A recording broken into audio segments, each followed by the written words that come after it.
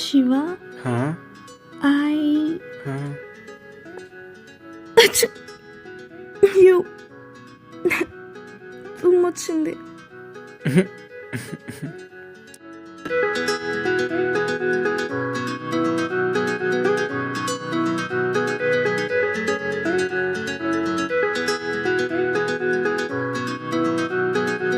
సరే బాయ్.